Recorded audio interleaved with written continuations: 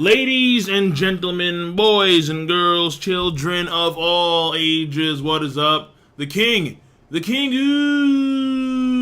of lightning is here today, bringing you guys and gals Berserk, chapter 344 and 45 review.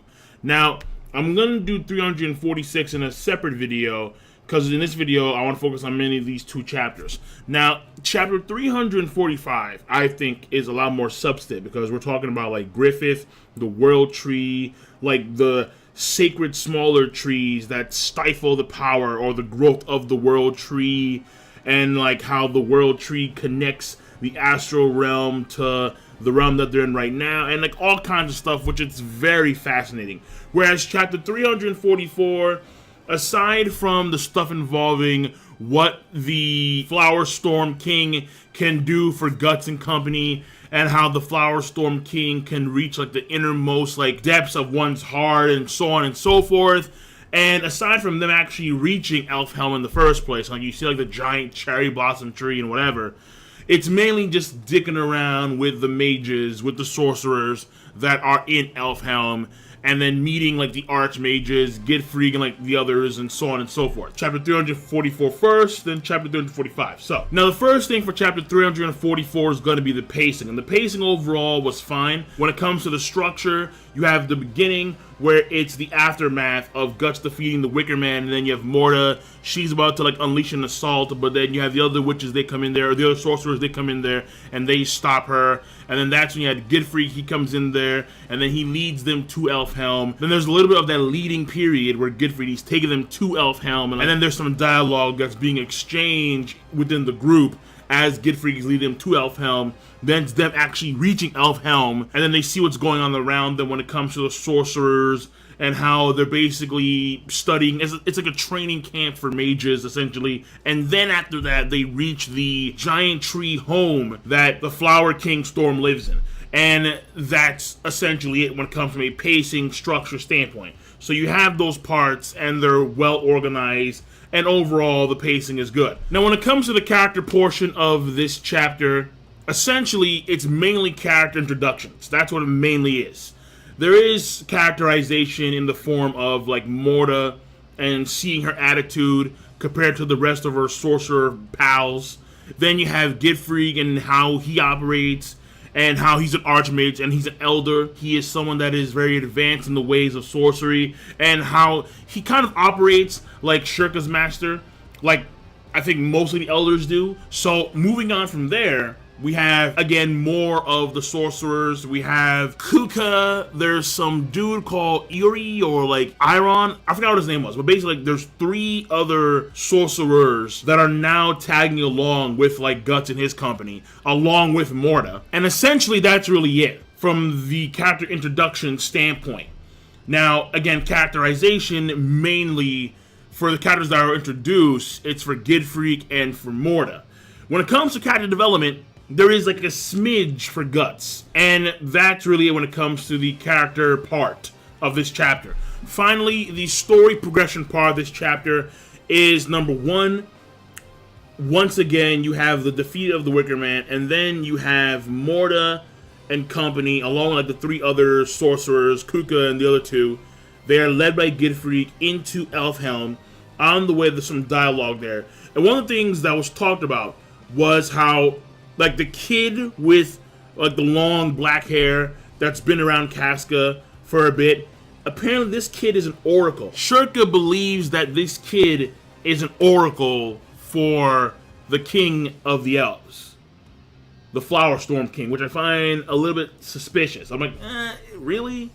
I don't know about that. Griffith and the other mages, mainly the archmages and company, they knew that Guts and company were coming because this kid apparently was a medium for the King of Elves. And also, I do want to point out that Griffith, he was a friend of Shirka's master. And apparently, in a dream, Shirka's master told him to take care of Shirka and her company when they do arrive at Elfhelm. And so that's what he's doing. Overall, this chapter, I would say, is a good chapter. Like, it's a solid, good chapter of Berserk. Moving on to chapter 345, which is like, whoa. Like, that's where we start to get, like, deeper. Now, chapter 345, from a pacing standpoint overall, is relatively simple as well.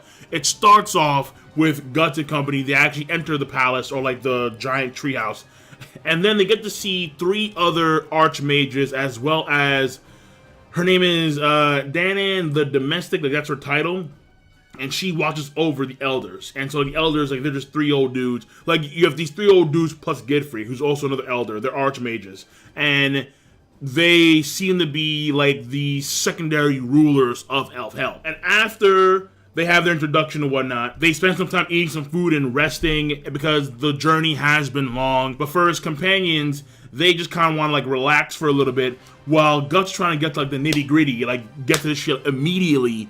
Like, no, like just calm down, have some cake, drink some tea, let's just chill for a few minutes, and then we can start talking about like the world-ending shit. So that's how it plays out for a bit, and then they start talking about the world-ending shit. Now, after they initiate the conversation about the Shriek of the Astral World, they then start talking about a few things, like the great trees, like Shurka and like the Spirit Woods were attacked, when it comes to like astral objects like the Beelits and whatnot. And then after that, it's Guts talking about Griffith. After they start eating is when all the dialogue starts to flood in. And the dialogue is fairly substantive. That is the overall pacing and the structure of chapter 345. And overall, the pacing was relatively okay. Now, when it comes to characterization, there's no character development. When it comes to character introductions, you have the 3 other elders, and then plus the chick that watches over them, that like cooks the food and makes sure that everything's okay, her. Then you have characterization a bit for them. And I mean, like, it's not anything much. Like, it's just, for the elders, it's like they're just dudes that kind of pass the time by. Like, they kind of trick each other in friendly ways sometimes, but that's really it. And then when it comes to Danan, she, again, is more so like an overseer, just a nice sorcerer. I mean, she could be Archmage. I don't think so. So, finally, the story progression. What? Let's start here with the whole astral world thing.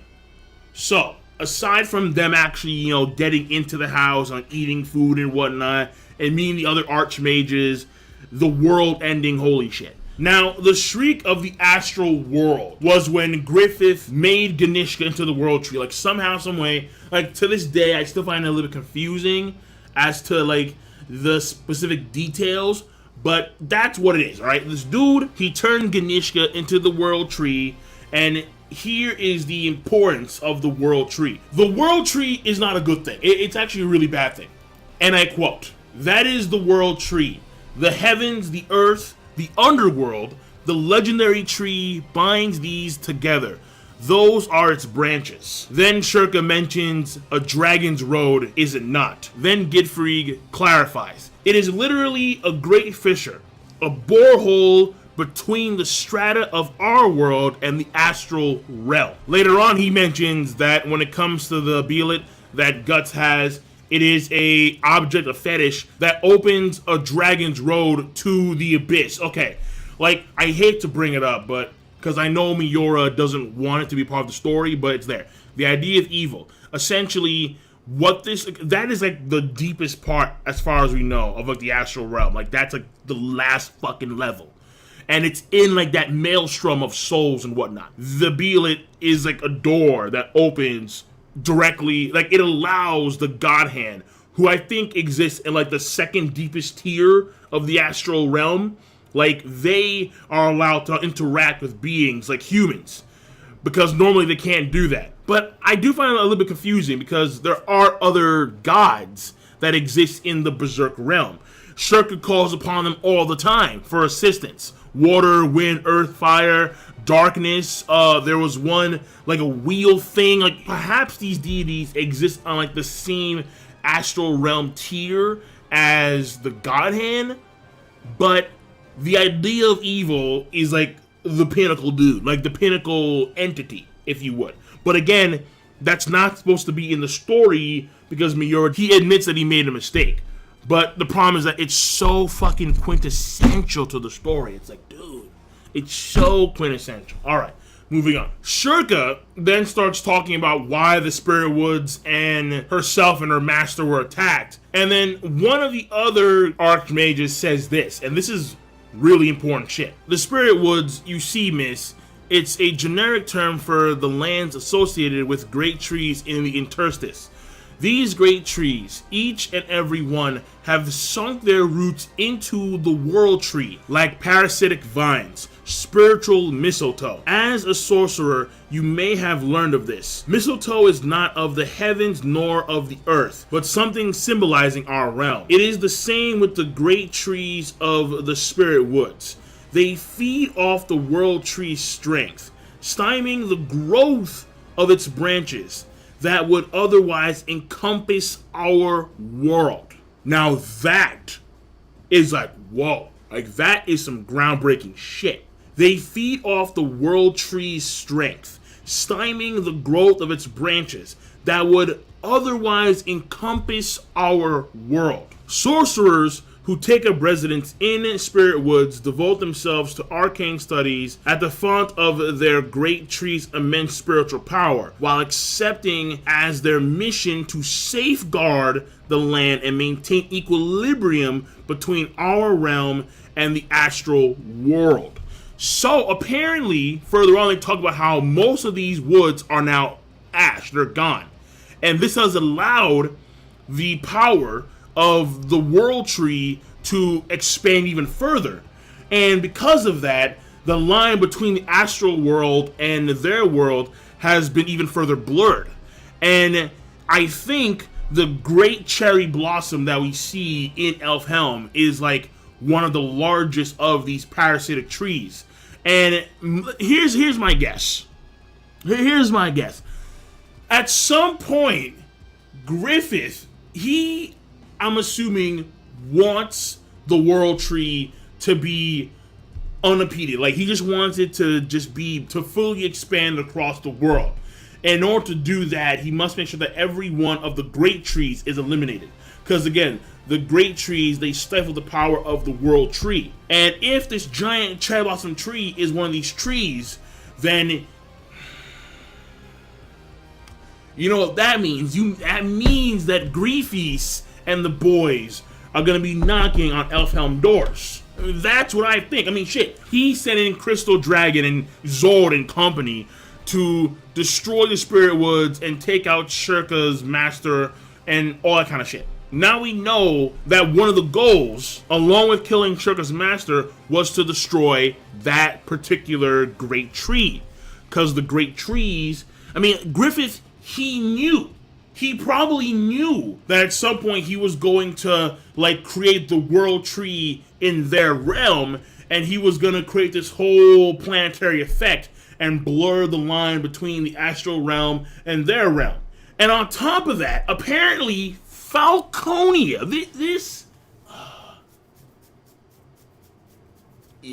Falconia is a resurrected. You know what? Let me read to you verbatim. After Guts talks about Griffith to the archmages and whatnot, and that's nothing really new, aside from the whole thing about him saying how Griffith wants his own country. But then later, Guts explains how Griffith, he wants something more. I mean, Guts knows Griffith the best. That's obvious.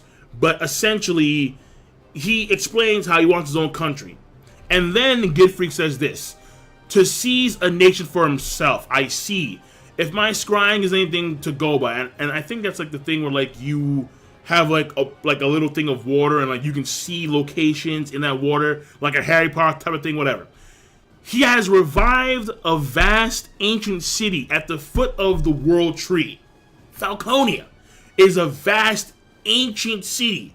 I was wondering, like, how in the Falconia existing the way it did. I'm like, how the fuck? How?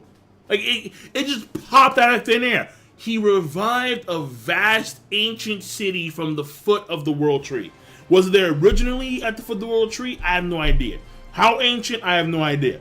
But it's ancient, and it's huge. It may have been explained at some point, but I don't think it has been explained. That it is a vast ancient city. Like, because it seemed like this dude just created Falconia. But no. He revived the vast and ancient city. And this place is the only place where now people can live peacefully because it is in the eye of the storm. The storm is the chaos that the world tree is creating because it is merging essentially the realms. So after that, they talk about a few things about how like Griffith, he was the hero of Midland. Ishadro's like, okay, so who is like the legendary like 100-man slayer who was a part of the Band of Hawk? And it's like, it's that guy there, like the dude with the giant sword, the crazy armor, and the freaking fake arm, and it's that guy. And then it finally ends on this note. Getting his country is just another step on the way. He seeks to soar to even greater heights. That's the Falcon. That's Griffith. So this may be, okay, this may turn into a like heaven and hell thing. Because let's say this, all right? Because they talk about heaven, they talk about the underworld, then there's the astral realm. The astral realm is like, it's the realm of spirits, it's the realm of mythical creatures, and so on and so forth. The God Hand are probably beings that are specifically oriented with the underworld. And the pinnacle of that is the idea of evil. So then there could be an inverse of that, where let's say the gods that Shirka and company that they rely on are actually bona fide gods. They're the reverse of the underworld gods. You see what I'm saying? Or there could be gods in every realm. Like there are gods in heaven, there's gods in the astral realm, then there's gods of the underworld. Like, oh, like it's... but it seems to be going on those lines. Because Gidfried mentioned how the way it looks like Falcone will be the only country. Guts says no, he wants to go even higher. What's higher? Like, what is beyond that, dude? And beyond that, if the heavens are actually a thing, beyond that could be the actual heavens where actual deities exist. Like, Berserk, the series could go that route. Have to wait and see. So, that being said, I am done. I am done. This chapter Berserk is fucking great. It's a great plus chapter Berserk. And I will see you guys for chapter 346 review. So King Lightning, rate the video, comment, and subscribe as always. Peace. Have a nice goddamn day.